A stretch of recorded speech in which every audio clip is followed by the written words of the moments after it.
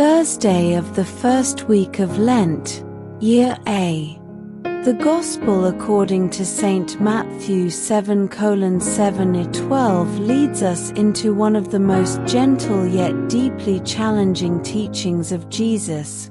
Ask, and it will be given to you. Seek, and you will find. Knock, and the door will be opened to you. These verbs, ask, seek, knock, are not merely outward actions.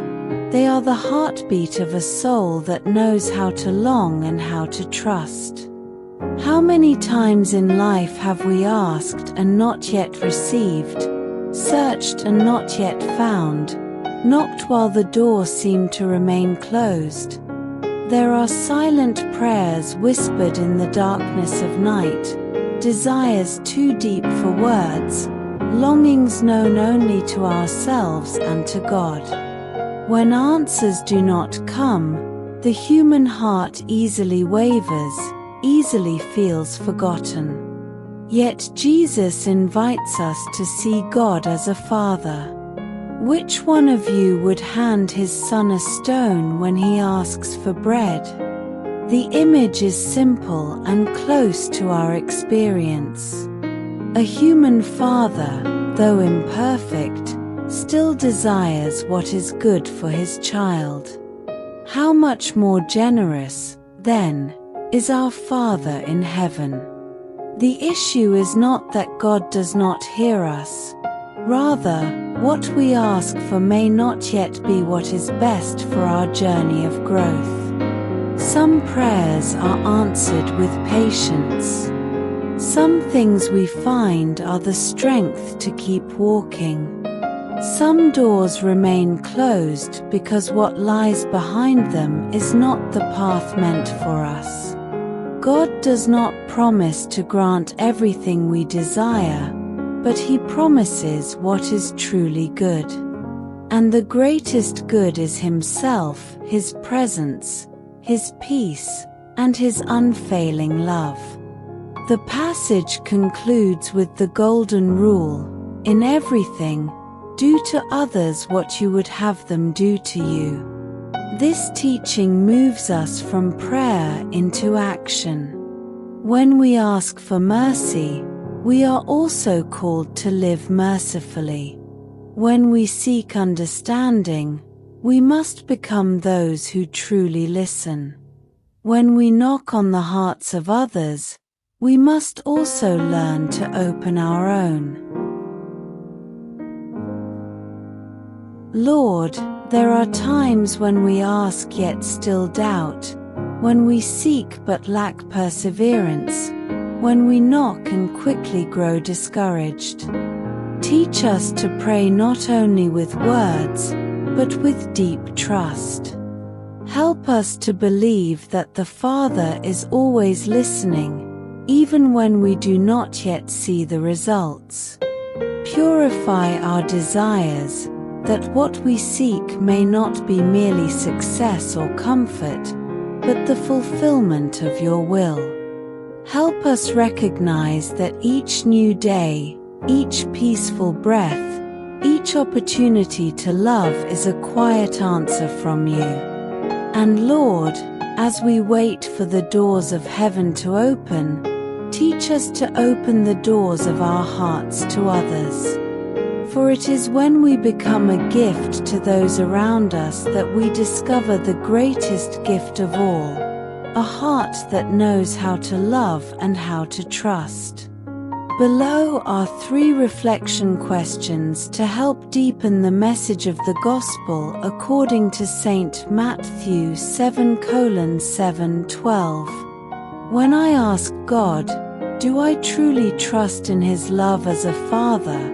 Or do I only pray when I face difficulties and become discouraged when things do not go my way? What am I truly seeking in life, God's will and inner growth, or merely success, comfort, and personal security?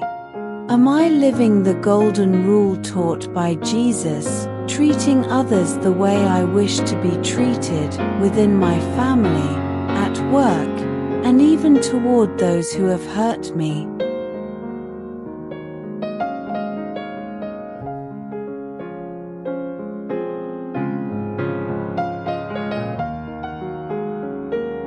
A man named Hung worked as a construction laborer in the city. He lived far from his hometown while his wife and young child stayed with the grandparents. Life was not abundant. Every month his wages had to be carefully calculated. Some evenings after work, Hung would sit alone in his small rented room and reread the passage from the Gospel according to Fuckham Theoton Matthew 7:7-12, "Ask, and it will be given to you, seek, and you will find, knock, and the door will be opened to you." He had asked many times. He prayed for more work. He prayed for his child to be healthy. He prayed for the day his family could be reunited. Yet in reality, very little seemed to change. At times he wondered, "I keep asking, why does the door still seem closed?" One day, the construction site where he worked reduced its workforce. Hung's name was on the list of those at risk of losing their jobs. Instead of panicking, he chose to do what he could. He proactively approached his supervisor, asked to stay, and volunteered to take on more difficult tasks. He also began learning additional skills from more experienced workers. For the first time, he understood more deeply the word "seek" in the gospel. It was not about passive waiting, but about taking steps forward. In the end, he was kept on.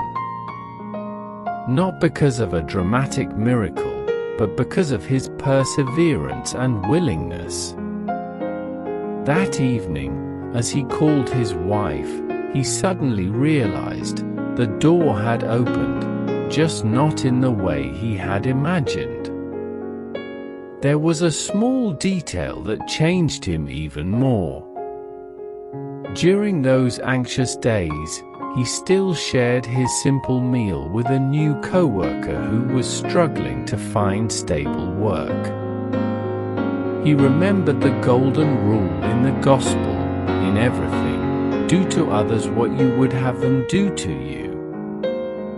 He thought, if I were in his place, I would hope someone would help me.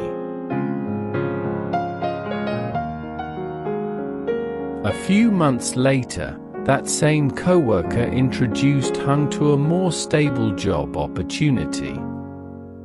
Hung came to understand that when he knocked on another person's heart with kindness, God was quietly opening doors for him as well.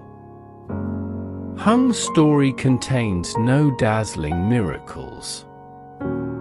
No dramatic event overturned his life overnight. Yet something truly changed. He no longer merely asked and waited. He learned to seek through action and to knock with courage and goodness. The words of Jesus do not promise an easy road, but they remind us that God is Father, and a child does not remain seated in despair. A child trusts, takes steps forward, and lives out what he prays for. In ordinary life, doors often do not open with thunderous noise, but with small, faithful steps. And sometimes, precisely when we become the answer to someone else's prayer, we discover that God has already been answering our own.